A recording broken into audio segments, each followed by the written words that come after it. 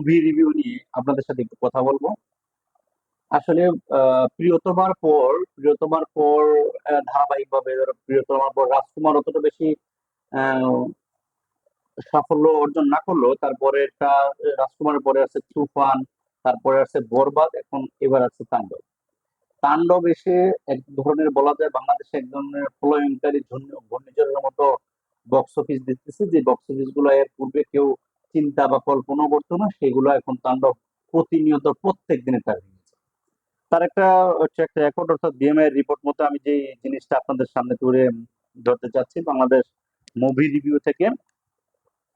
তাণ্ডব গতকাল গতকাল করেছিল 80.02, অর্থাৎ 80,02,000 টাকার মতো। এটা হলো গ্রোস কালেকশন করেছিল মাল্টিপ্লেক্স থেকে, অর্থাৎ আমাদের যে কয়েকটা সিনিপ্লেক্স আছে, মাল্টিপ্লেক্স, এগুলো থেকে করেছিল। মানে আজকে ওই সপ্তম দিনের রেকর্ডটা অষ্টম দিনে এসে আবার ভেঙে এখানে করেছে 81.03, অর্থাৎ 81,03,000 টাকা। অর্থাৎ তাণ্ডবের রেকর্ড, তাণ্ডব অর্থাৎ সাকিবের রেকর্ডটাই প্রতিনিয়ত ভাঙতেছেন। তৃতীয় চতুর্থ দিনের রেকর্ড ভেঙেছেন, সপ্তম দিনের রেকর্ড ভাঙলেন অষ্টম দিন। অর্থাৎ এই অষ্টম দিনে যে রেকর্ডটা হয়েছে, এটা বলা যায় যে বাংলাদেশ চলচ্চিত্র ও বাংলাদেশ সিনেমা ইতিহাসে সর্বোচ্চ গ্রোস কালেকশন একদিনে মাল্টিপ্লেক্স থেকে সর্বোচ্চ রেকর্ডটা আজকে হয়েছে। আমি একটু যদি আপনাদেরকে বলি যে 81.03 লাখ।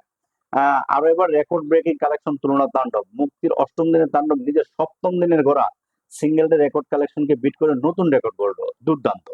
গতকাল স্টার সিনেপ্লেক্সের Lion Cinemas, Grand Sylhet Movie Theatre, Momo Inn, Grand Riverview Cineplex, Monihar Cineplex, Modhuban Cineplex, Software Cineplex মিলিয়ে মোট শো চলেছে 92টা।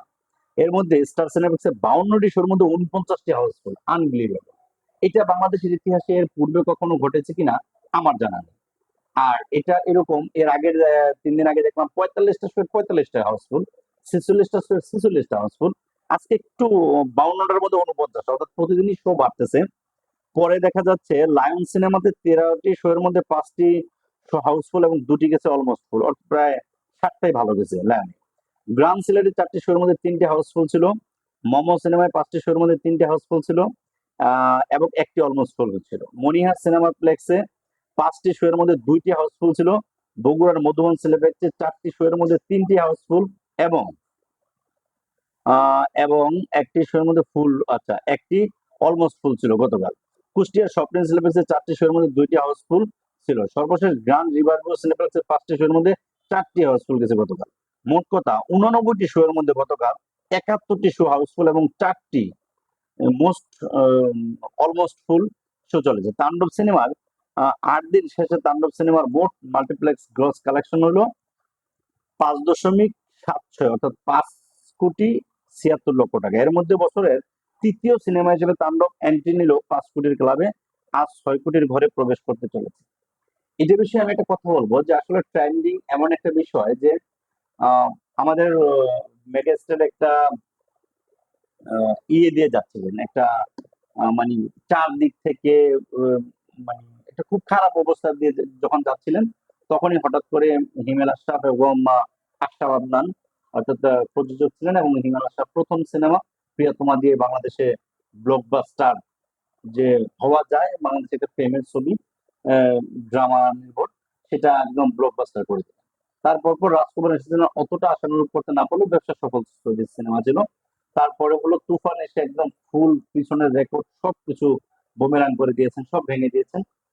তারপর থেকে ধারাবাহিকভাবে 3টা, অর্থাৎ গত কুরবানির ঈদ, তারপরে রমজানের ঈদ, তারপরে আবার কুরবানির ঈদ, অর্থাৎ গত কুরবানিতে তুফান চলেছিল। যদি ওই যে 5ই আগস্টে মানে বাংলাদেশের যেই পালা পরিবর্তন, বৈষম্যবিরোধী আন্দোলনের কারণে যে পালা পরিবর্তন হয়েছিল, সেটা না হতো তাহলে তুফানের হয়তো আরো কিছু গ্রোস কালেকশন হওয়ার পসিবিলিটি ছিল। অর্থাৎ জুলাই অগাস্টের মধ্যে, অর্থাৎ 1-1.5 মাসের মধ্যেই সেটা তুফান আর চলতে পারেনি, একদম ফুলে মাস 2 মাস যাবত বন্ধ ছিল, তখন তুফানের ওই গ্রোস কালেকশন সেখানে ভেঙে গিয়েছিল। আর বরবাদ এসে একদম মাল্টিপ্লেক্সের মানে বাংলাদেশের যত পুরনের সিনেমার রেকর্ড আছে সবকিছু ভেঙে দিয়েছে। এটা গেল হলো আমাদের এই আর তাণ্ডব এসে তো যা করতেছে এখন অলরেডি মাল্টিপ্লেক্স থেকে 5.76 কোটি। কালকে দেখলাম যে সেটা যদি হয় প্রায় 6 কোটির কাছে, 25, প্রায় 30 কোটির কাছাকাছি টাকা অলরেডি অষ্টম দিনে করে ফেলছে, যারা এটা ইতিহাস। এর পূর্বে এরকম ঘটনা আর কখনো ঘটেনি। এটা হলো একটা দ্বিতীয় পজিশনে আছে হলো উৎসব। আমি অবশ্য এটার সম্পূর্ণ একটা জিনিস দেখি আহ সর্বমোট, সেটা হলো উৎসব কালকে অষ্টম দিনেও এটার গ্রোস কালেকশন আস্তে আস্তে মাল্টিপ্লেক্সে বাড়তেছে, শো বাড়তেছে, গ্রোস কালেকশনও বাড়তেছে। অষ্টম দিনে নিজের সর্বোচ্চ কালেকশন তুলেছে উৎসব। গতকাল স্টার সিনেপ্লেক্সে এবং লায়ন সিনেমায় মিলে মোট শো চলেছে 17টি, এর মধ্যে স্টার সিনেপ্লেক্সে চলা 15টি শোই আসফল। চিন্তা করা যায়। 8 দিন শেষে উৎসব সিনেমার মাল্টিপ্লেক্সে গ্রোস কালেকশন হচ্ছে 76.16, অর্থাৎ 76 লক্ষ, মানে 16,000 টাকা এটা কালেকশন করেছে। এটা হলো যেহেতু উৎসব শুধু মাল্টিপ্লেক্সে চলতেছে, তাহলে অষ্টম দিনে সেকেন্ড পজিশনে আছে উৎসব। তৃতীয় পজিশনে আছে ইনসাফ। ইনসাফ প্রথমে আমি লম্বা রেসের ঘোড়ায় মনে করেছিলাম, কিন্তু আস্তে আস্তে এটা তৃতীয় নম্বরে চলে যাচ্ছে। কারণ হলো আমি গতকালও 61 দশমিক সামথিং ছিল, সেখানে উৎসবের উপরেই ছিল। আজকে দেখলাম মুক্তির অষ্টম দিনে যে 9.26 লাখ টাকা ইনকাম করেছে। মুক্তির অষ্টম দিনে মোটামুটি হোল্ড বজায় রেখেছে ইনসান। গতকাল স্টার সিনেপ্লেক্স এবং লায়ন সিনেমায় মিলিয়ে মোট শো চলেছে 14টি, এর মধ্যে স্টার সিনেপ্লেক্সে 3টি শো হাউসফুল এবং একটি অলমোস্ট ফুল ছিল। 8 দিন শেষে ইনসাফ সিনেমার মোট মাল্টিপ্লেক্স গ্রস কালেকশন 70.73 লক্ষ, অর্থাৎ 70,83,000 টাকা। আজ থেকে ওয়ার্কিং ডে শুরু হচ্ছে, কাজে এই সিনেমার স্ট্রাগল শুরু হবে আজ থেকে। অর্থাৎ কতটুকু সেটা চলে সেটা নির্ভর করবে আজকে থেকে। যদি সেটার কালেকশন ভালো রাখতে পারে তাহলে হয়তোবা এই সিনেমাগুলো ভালো করতে পারবে। আমরা তো নসেত এটা ভালো করা পসিবল না। এরপরে আমরা যাব হলো এর পরের পজিশনে আছে নীলচক্র। নীলচক্র কালকে, নীলচক্র আগে তো আমার মনে হয় ইয়ে থাকার কথা, এশা অর্ডার, না নীলচক্র দেওয়া। আচ্ছা, নীলচক্র গতকাল অষ্টম দিতে 97.1 হাজার, অর্থাৎ 97,000 টাকা মুক্তির অষ্টম দিনে আবারও হাজারের কালেকশন এনেছেন নীলচক্র। গতকাল স্টার সিনেপ্লেক্সে মোটামুটি সিনেমাটি মোটামুটি 3টি শো চলেছে, কোনো শোই হাউসফুল যায়নি। 8 দিন শেষে নীলচক্রের মোট কালেকশন 18.39 লাখ টাকা। এখন দেখা যায় বাংলাদেশের যে মানে হল মুক্তি, অর্থাৎ পাইরেসি, আমি 3 দিন আগে শুনলাম যে পাইরেসি হয়ে গেছে। কেউ কেউ বললো যে পাইরেসি সিনেমাগুলো তারা দেখেও ফেলেছেন। পাইরেসি দেখার পরেও তারা, আর আরেকটা হলো যে টগর সিনেমা তারা স্বেচ্ছায় নামিয়ে দিয়েছে। তারা বলছে যে এখন যেহেতু পর্যাপ্ত পরিমাণে হল পাচ্ছে না, তারা ওই সিনেমাটা নামিয়ে দিচ্ছে এবং তারা বলেছে যে আবার যদি প্রপারলি হল পায় তারপরে তারা ফিরে আসবে।